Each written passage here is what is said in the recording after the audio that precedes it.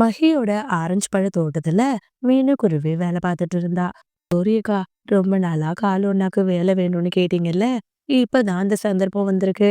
நாளைக்கு என் கூட வர சொல்லுங்க. என்னோட முதலாளிக்கு புதுசா டிரைவர் ஒருத்தர் தேவைப்படுதுன்னு சொன்னாரு. நாம போய் அந்த வேலையை காலுவுக்கு வாங்கிக்கலாம்." ரொம்ப சந்தோஷம் மீனு. கண்டிப்பா நான் வர சொல்றேன். எப்படியாச்சும் இந்த வேலைய அவருக்கு வாங்கி குடுத்துரு. சரிக்கா, கண்டிப்பா நான் சொன்னா என் முதலாளி கேட்பாரு. எங்க காலுவை மட்டும் என் கூட வர சொல்லுங்க. பிறகு மறுநாள் காலையில பொழுதும் விடிச்சது. மீனுவும் காலுவும் மகியோட தோட்டத்துக்கு வந்தாங்க. பிறகு மீனுக்குருவி காலுவ தன்னோட முதலாளிக்கு அறிமுகப்படுத்தி வச்சா. இங்க பாருப்பா காலு, மீனு சொன்னாங்கிற காரணத்துக்காக தான் நான் உன்னை எந்த கேள்வியும் கேட்காம வேலைக்கு எடுக்கிறேன். மீனு என்கிட்ட 10 வருஷமா வேலை பார்க்கறா. இது வரைக்கும் அவ ஒரு சின்ன தப்பு கூட பண்ணதில்ல. ரொம்பவே நேர்மையானவ. நீயும் அதே மாதிரி இருக்கணும்னு நான் நினைக்கிறேன். உனக்கு ஒரு நாளைக்கு 1000 ரூபாய் சம்பளம் தந்துடுறேன். நம்ம தோட்டத்துல தினமும் விளைவிக்கிற ஆரஞ்சு பழங்களை எடுத்துட்டு போய் பக்கத்து டவுன்ல இருக்கிற முதலாளி கிட்ட கொடுத்துட்டு வரணும். இதுதான் உன்னோட வேலை. வேலையில நீ நேர்மையா இருந்தீன்னா போக போக உனக்கு சம்பளத்தை அதிகப்படுத்தி கொடுக்கறத பத்தி நான் யோசிக்கிறேன். சரி முதலாளி, கண்டிப்பா நான் மீனுவோட பேரை காப்பாத்துவேன். பிறகு அங்கிருந்த ஆரஞ்சு பழங்களை ஏத்திட்டு போய் பக்கத்து டவுன்ல இருக்கிற மிட்டு கிட்ட அவன் கொடுத்தான். இதே மாதிரி தொடர்ந்து அவனோட வேலைய பார்த்துட்டு வந்தா. மகிகளுக்கும் காலு மேல கொஞ்சம் கொஞ்சமா நம்பிக்கை வர ஆரம்பிச்சது. ரொம்பவே பசி எடுத்ததால தன்னோட வீட்டுக்கு சாப்பிட போனா. என்ன காலு, ஆச்சரியமா இருக்கு. எப்பவும் சாயங்காலம் தான் வருவீங்க. இன்னைக்கு மதியமா வந்திருக்கீங்க. என்னன்னு தெரியல கோரி, ரொம்ப பசியா இருந்துச்சு. அதான் போற வழியில எதனா சாப்பாடு இருந்தா சாப்பிட்டு போலாமேன்னு வந்தேன். சரி, சீக்கிரமா ஏதாச்சும் உணவு இருந்தா கொடு. சாப்பிட்டுட்டு லோட கொண்டு கரெக்டான டைமுக்கு நான் கொடுக்கணும். பிறகு கோரிக்காகவும் காலுக்கு தேவையான உணவு கொண்டுட்டு வந்து கொடுத்தா. பசியோட இருந்த காலு அதை சாப்பிட ஆரம்பிச்சா. இன்னும் எத்தனை நாளைக்கு தான் நீங்க இப்படி டிரைவர் வேலையே பார்க்க போறீங்க? நான் உங்களை முதலாளியாக்கி பார்க்கணும்னு ஆசைப்படுறேன். முதலாளி ஆக்கி பார்க்க போறியா? என்ன, ஏதோ பொடி வச்சு பேசுற? நீ பேசுறது எனக்கு ஒண்ணுமே புரியல. காலு, ஒண்ணுல்ல காலு. நீங்க தினமும் நிறைய லோடு ஆரஞ்சு பழத்தை எடுத்துட்டு போறீங்க. அதுல இருந்து ஒரு 2 பெட்டி ஆரஞ்சு பழத்தை மட்டும் நம்ம வீட்ல வச்சுட்டு போனீங்கன்னா, நாமளும் சீக்கிரமா பணக்காரங்கள் ஆயிடலாம். ஐயோ, என்ன கோரி சொல்ற? ரெண்டே ரெண்டு ஆரஞ்சு பழ பெட்டியில எப்படி நம்ம பணக்காரங்களாக முடியும்?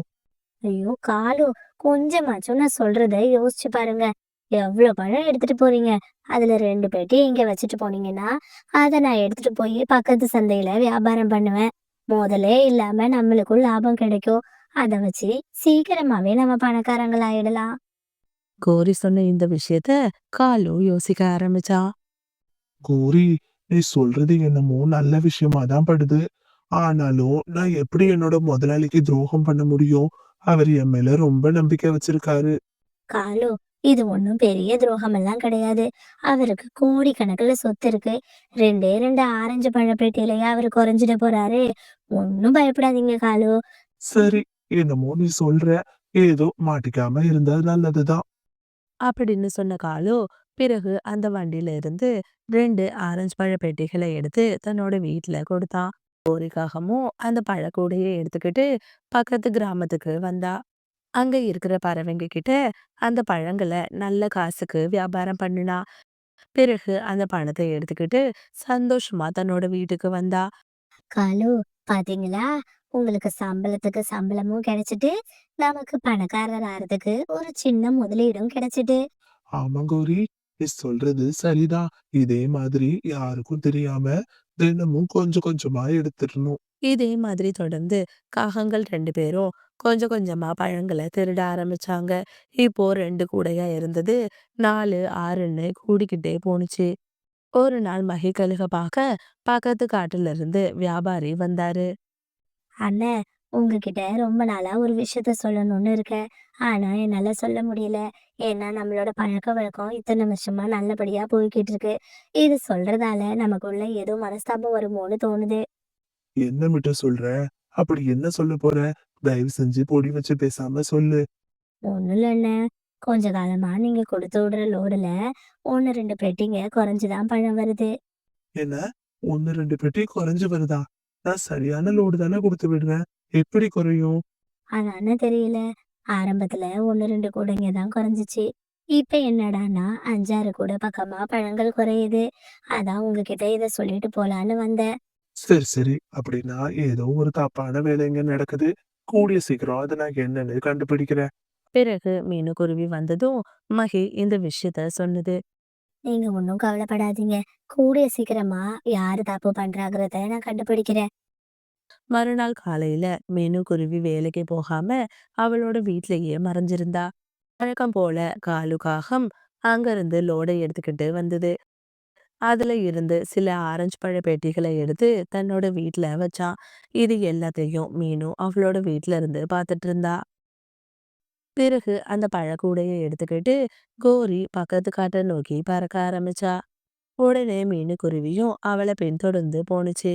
அங்கிருந்த பக்கத்து காட்டுக்கு வந்து அங்க தன்னோட பழக்கடையில அந்த பழங்கள் எல்லாம் அடுக்கி வச்சா. மகி கழுகும் அங்க வந்தது. பாத்தியா, உன்னோட நண்பன்னு சொல்லிதானே நான் வேலைக்கு சேர்த்தேன். எந்த அளவுக்கு திருட்டுத்தனம் பண்றாங்கன்னு பாரு. பிறகு மகியும் மீனுவும் சேர்ந்து கோரியோட கடைக்கு வந்தாங்க. அவங்கள பார்த்ததும் கோரி ரொம்பவே பயந்து போயிட்டா.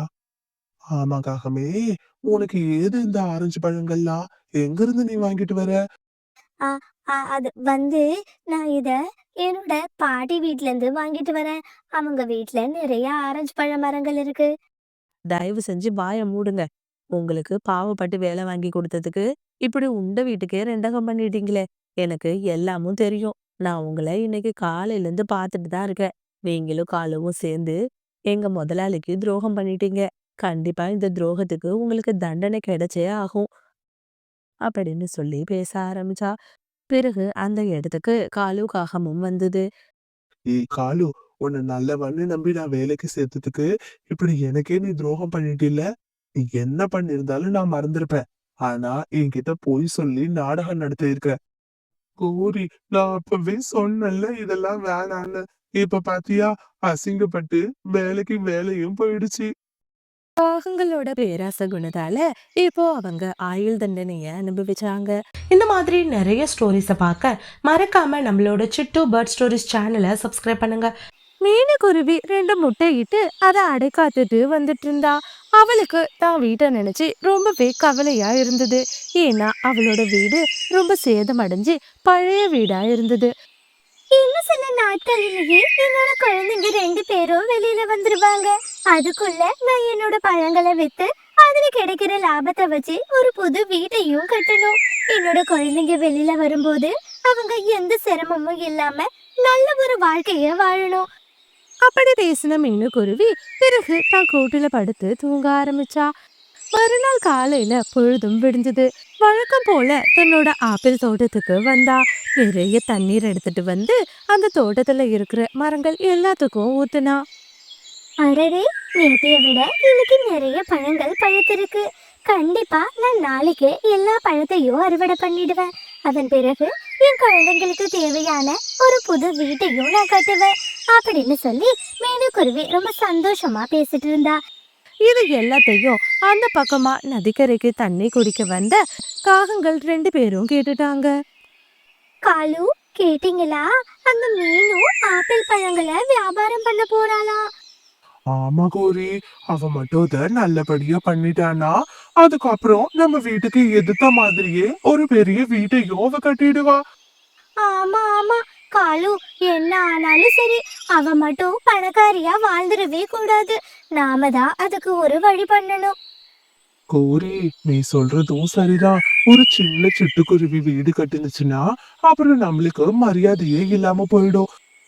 ஆமா காலு, அததான் நானும் சொல்றேன். இங்க பாருங்க, அவ இந்த பழங்களை வியாபாரம் பண்ணி அதுல கிடைக்கிற லாபத்துல தான் வீடு கட்டணும்னு பேசிட்டு இருக்கா. நாம மட்டும் இந்த வியாபாரத்தை தடுத்துட்டோம்னா கண்டிப்பா அவளால வீடு கட்டவே முடியாது அப்படின்னு கௌரி சொன்னா.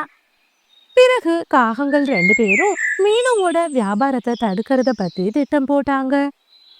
அப்பாடா, ஒரு வழியா நான் பட்ட எல்லா கஷ்டத்துக்கும் ஒரு முடிவு வரப்போகுது. நாளைக்கு காலையில சீக்கிரமா எழுந்திருக்கணும். அப்பதான் பழங்களை எடுத்துட்டு போய் சந்தையில வியாபாரம் பண்ணலாம். அப்படின்னு சொல்லி மீனுக்குருவி தனக்கு கிடைக்க போற லாபத்தை நினைச்சு ரொம்பவே சந்தோஷப்பட்டா. பிறகு மறுநாள் காலையில பொழுதும் விடிஞ்சது. காகங்கள் ரெண்டு பேரும் மீனு வர்றதுக்கு முன்னாடியே அவளோட ஆப்பிள் பழ தோட்டத்துக்கு வந்தாங்க. அங்க இருக்கிற எல்லா ஆப்பிள் பழங்களையும் பறிச்சவங்க அத ஒரு கூடையில எடுத்துக்கிட்டு சந்தையை நோக்கி வியாபாரம் பண்ணலான்னு போனாங்க. ஆனா இது எதுவுமே தெரியாத மீனுக்குருவி தன்னோட கூடையை எடுத்துக்கிட்டு அறுவடை பண்றதுக்காக தோட்டத்துக்கு வந்தா. ஆனா அவளோட மரத்துல எந்த ஒரு ஆப்பிள் பழமுமே இல்ல. அத பார்த்த மீனுக்குருவி ரொம்பவே கவலைப்பட்டா. ஐயோ கடவுளே, யாரு இத பண்ணிருப்பாங்க? எவ்வளவு சிரமப்பட்டு நான் என்னோட தோட்டத்தை வளர்த்தேன், இப்படி அநியாயமா திருடிட்டாங்களே.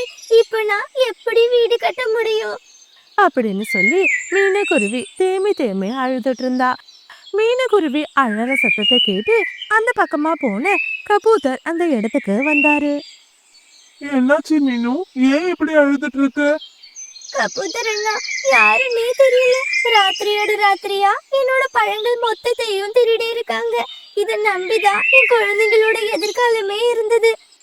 ஐயோ மீனு, தயவு செஞ்சு அழாத. நீ அழறத பார்த்தா எனக்கு ரொம்பவே பாவமா இருக்கு. இங்க பாரு மீனு, என்கிட்ட ஒரு யோசனை இருக்கு. அதுபடி நீ பண்ணுனீன்னா கண்டிப்பா திரும்பவும் உன்னால பழங்களை அறுவடை பண்ண முடியும். அப்படியா? என்ன யோசனை கபூதரண்ணா? மீனு, என்கிட்ட ஒரு மந்திர தண்ணீர் இருக்கு. அத நான் உனக்கு தரேன். அதை எடுத்துட்டு வந்து நீ உன்னோட மரங்களுக்கு ஊத்து. கண்டிப்பா உன்னோட பழங்கள் மொத்தமும் திரும்ப கிடைச்சிரும். அப்படின்னு கபூதர் சொன்னுச்சு. இதை கேட்ட மீனுக்குருவி ரொம்பவே சந்தோஷப்பட்டா. பிறகு மீனுக்குருவி கபூதர் கிட்ட இருந்து தண்ணியை எடுத்துட்டு வந்து அவளோட மரங்களுக்கு ஊத்துனா. அடுத்த நொடியே மரம் மொத்தமும் ஆப்பிள் பழங்களா பழுத்து தொங்க ஆரம்பிச்சுச்சு. இத பார்த்த மீனுக்குருவி ரொம்பவே சந்தோஷப்பட்டா. கபூதரண்ணா, ரொம்பவே நன்றி. நீங்க செஞ்ச இந்த உதவிய நான் எப்பவுமே மறக்க மாட்டேன். மீனு, நன்றி எல்லாம் சொல்லாதம்மா. இந்த தோட்டத்துல நிறைய ஏழை பறவைங்க தினமும் வந்து பழங்களை சாப்பிடுவாங்க. ஆனா ஒரு தடவை கூட நீ அவங்கள எந்த ஒரு வார்த்தையும் சொல்லி திட்டுனதே இல்ல. அப்படி இருக்கும்போது இன்னைக்கு உனக்கு ஒரு நஷ்டம் ஏற்பட்டிருக்கு. அதை எப்படி நான் கண்டுக்காம போக முடியும்? வனதேவதை இந்த தண்ணியை என்கிட்ட கொடுக்கும்போது சொல்லிதான் கொடுத்தாங்க. சுயநலம் இல்லாத ஒருத்தர் இந்த தண்ணியை உபயோகிக்கும் போதுதான் இந்த தண்ணியோட மகிமை அவங்களுக்கு கிடைக்கும்னு. அதே மாதிரிதான் இன்னைக்கு நீ உபயோகிச்சிருக்க, உனக்கு அதுக்கான பலனும் கிடைச்சிருக்கு. சரி மீனு, ரொம்பவே நேரம் ஆயிடுச்சு. நீ சீக்கிரமா உன்னோட பழங்களை அறுவடை பண்ணு. அப்படின்னு சொல்லிட்டு கபூதர் அதோட வீட்டுக்கு திரும்ப போனுச்சு. மீனுக்குருவி எல்லா பழங்களையும் அறுவடை பண்ணி அதை எடுத்துட்டு போய் சந்தையில வியாபாரம் பண்ணினா. அது மூலமா அவளுக்கு நிறைய பணமும் கிடைச்சிச்சு. அந்த பணத்தை வச்சு மீனுக்குருவி தன் குழந்தைங்களுக்காக சொந்தமா ஒரு வீட்டையும் கட்டி முடிச்சா. இப்போ மீனுக்குருவியோட குழந்தைங்க ரெண்டு பேரும் முட்டையில இருந்து வெளியில வந்தாங்க. அவங்க கூட மீனுக்குருவி ரொம்ப சந்தோஷமா புது வீட்டுல வாழ்ந்துட்டு இருந்தா. ஆனா காகங்களோ பழங்களை வித்த மொத்த பணத்தையும் செலவு செஞ்சாங்க. இப்போ சாப்பிடுறதுக்கு எதுவுமே இல்லாம ரொம்பவே ஏழ்மையான நிலைமையில இருந்தாங்க. கோரி, நாம எவ்வளவு முயற்சி பண்ணியோ அந்த மீனுக்குருவி வீடு கட்டுறத தடுக்கவே முடியல. இப்போ அவ காட்டுலயே ரொம்ப பெரிய வீடையும் கட்டி முடிச்சிட்டா. ஆமா காலு, என்னதான் மந்திரம் பண்றாலோ தெரியல. அவளோட தோட்டத்துல மட்டும் எப்பயுமே பழங்கள் பழுத்தபடியே இருக்கு. நாம வேணும்னா இந்த தடவையும் அவளோட தோட்டத்து பழங்களை திருடலாம். அதை எடுத்துட்டு போய் சந்தையில விற்பனை பண்ணலாம். நமக்கு நிறைய பணம் கிடைக்கும். அதை வச்சு நாமளும் ஒரு புது வீட்டை கட்டலாம். காலு, இந்த யோசனை ரொம்ப அற்புதமா இருக்கு காலு. சரி சரி, வாங்க. இந்த நேரம் அந்த குருவி அவளோட வீட்டுல தான் இருக்கும். நாம போய் பழங்களை பறிக்கலாம். அப்படின்னு சொல்லி காகங்கள் ரெண்டு பேரும் மறுபடியும் மீனுவோட தோட்டத்தை நோக்கி பறக்க ஆரம்பிச்சாங்க. பேராசையில மீனுவோட பழங்கள் மொத்தத்தையும் பறிக்க ஆரம்பிச்சாங்க. உடனே அந்த மரத்துல இருந்து ஒரு குரல் கேட்க ஆரம்பிச்சுச்சு. காகங்களா, எவ்வளவு தைரியம் இருந்திருந்தா நீங்க மறுபடியும் திருட வந்திருப்பீங்க. இந்த தடவை உங்களை நான் சும்மா விட போறதில்ல. அப்படின்னு சொல்லி அந்த மரம் பேச ஆரம்பிச்சுச்சு. உடனே காகங்கள் ரெண்டு பேரும் ரொம்பவே பயப்பட ஆரம்பிச்சாங்க. அந்த மரத்துல இருந்து ஏதோ ஒரு விசேஷ சக்தி காகங்களை தாக்க ஆரம்பிச்சுச்சு. அந்த சக்தி பட்டதும் காகங்கள் 2 பேரும் வலி தாங்க முடியாம கதறி துடிக்க ஆரம்பிச்சாங்க. இந்த சத்தத்தை கேட்டு பக்கத்துல இருந்த மீனுக்குருவி அவளோட தோட்டத்துக்கு வந்தா. நீ காகங்களா? எனக்கு தெரியும் என்னோட பழங்களை திருடுனது நீங்களா தான் இருப்பீங்கன்னு. எவ்வளவு தைரியம் இருந்திருந்தா மறுபடியும் என்னோட தோட்டத்துக்கு வருவீங்க. இங்க பாருங்க, இப்போ என்னோட மரம் சாதாரண மரம் இல்ல, அதுல ஒரு மந்திர சக்தி இருக்கு. என்னோட பழத்தை திருடணும்னு நினைச்சீங்க, கண்டிப்பா அது உங்களை உயிரோட விடாது. ஒழுங்கு மரியாதையா இங்க இருந்து ஓடுங்க. அப்படின்னு சொல்லி மீனுக்குருவி காகங்களை மிரட்டினா. இதை கேட்டு பயந்து போன காகங்கள் உயிர் தப்பிச்சா போதும்னு சொல்லி அங்கிருந்து ஓட ஆரம்பிச்சாங்க. அன்னையில இருந்து மீனுவோட பழத்தோட்டத்துல யாருமே திருட நினைக்கிறதே கிடையாது. இப்போ மீனுக்குருவியும் அதுல கிடைக்கிற லாபத்தை வச்சு ஏழை பறவைங்களுக்கு உதவி செஞ்சுட்டு தான் குழந்தைங்க கூட ரொம்ப சந்தோஷமா வாழ்ந்துட்டு இருந்தா. இந்த ஸ்டோரி உங்களுக்கு பிடிச்சிருந்துச்சுன்னா லைக் பண்ணிட்டு இந்த மாதிரி நிறைய ஸ்டோரிஸை பார்க்க மறக்காம நம்மளோட சிட்டு பேர்ட் ஸ்டோரிஸ் சேனலை சப்ஸ்கிரைப் பண்ணுங்க. தேங்க்ஸ் ஃபார் வாட்சிங்.